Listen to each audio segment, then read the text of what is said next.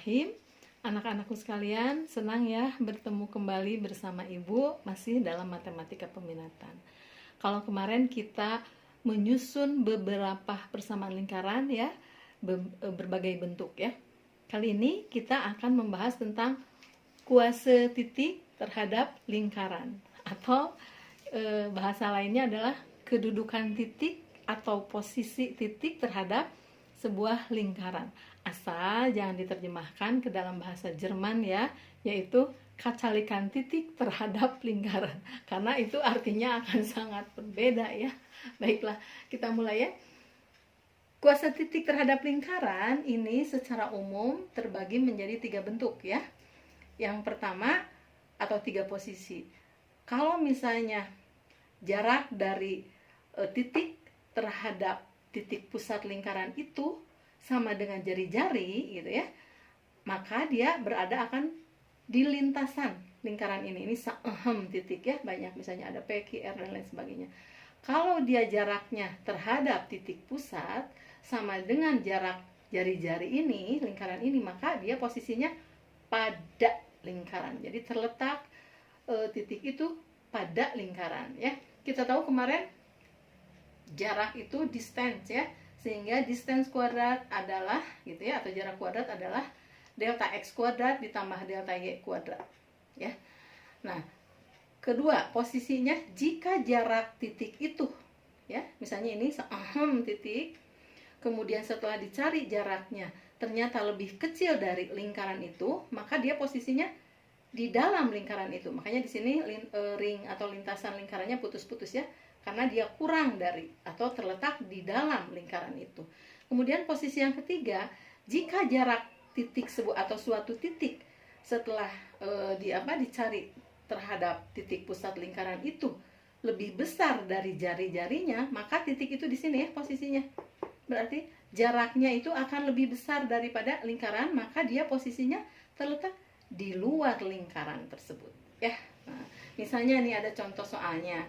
Di sini ada persamaan lingkaran itu x dikurangi a kuadrat ditambah y kurangi b kuadrat sama dengan r kuadrat ya. Misalnya diketahui lingkarannya adalah x min 2 kuadrat ditambah y plus 5 kuadrat sama dengan 40. Selidikilah titik-titik berikut terhadap lingkaran tadi ya. Misalnya ada titik A 2,5, B min 5,3, C 0,4. Ya, yang pertama misalnya untuk yang A ya. Yang A berarti langsung saja ya, kita substitusikan, kita cari jaraknya ke dalam rumus ini ya. Berarti ini titik itu kan x, y, berarti x-nya 2. Masukkan ya ke sini. 2 dikurangi 2 kuadrat ya. Kemudian y-nya ini 5 ya, masukkan, berarti y ditambah 5 kuadrat sama dengan gitu ya. 2 dikurangi 2 0. 0 dikuadratkan tambah ini y-nya berapa tadi? 5 ya. 5 dikuadratkan berapa? Maaf, 5 ditambah 5 dikuadratkan 10 gitu ya. 10 dikuadratkan 100 ya, berarti 0 ditambah 100 hasilnya 100. 100 ini kalau kita lihat tadi bandingkan ya dengan 40 ya. Ini kan jari-jarinya berarti akar 40 ya. Kemudian ini jaraknya berarti 10 atau akar 100. Maka gitu ya, 100 ini lebih besar daripada jari-jari kuadrat ya. Jadi posisinya dia ke ya seperti ini ya. Berarti si titik dari berapa? 2,5 ini posisinya berarti di luar lingkaran. Jadi titik A ya 2,5. Ini tidak sinkron ya tulisan dengan ucapan. 2,5 terletak di luar lingkaran ya. Bisa dipahami sampai sini? Sip ya.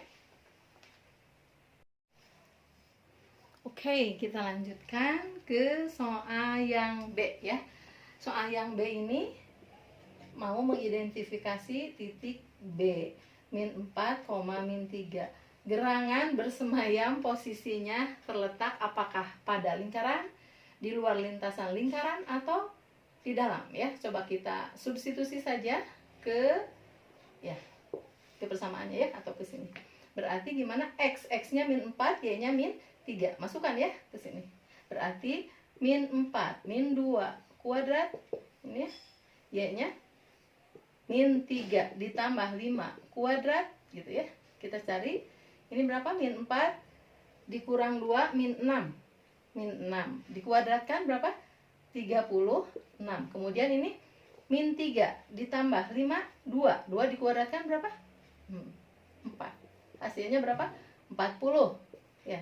40 ini kita ya, 40 ini adalah R kuadrat. Berarti jaraknya adalah akar 40 gitu ya. Berarti dia sama ya.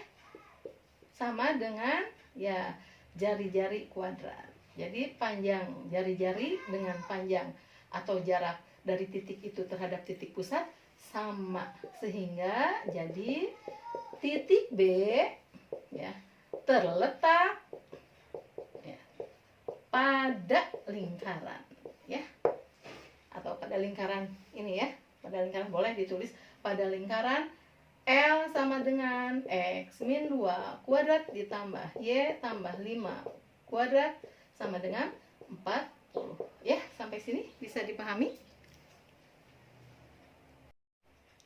Oke, kita lanjut ya. Identifikasi titik C. Apakah gerangan, di manakah gerangan titik C itu berada?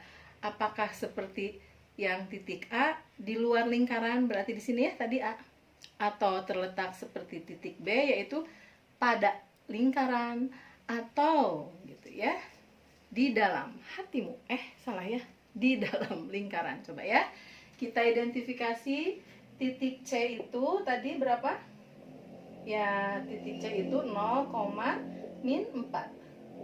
Kita substitusi ya ke sini ya.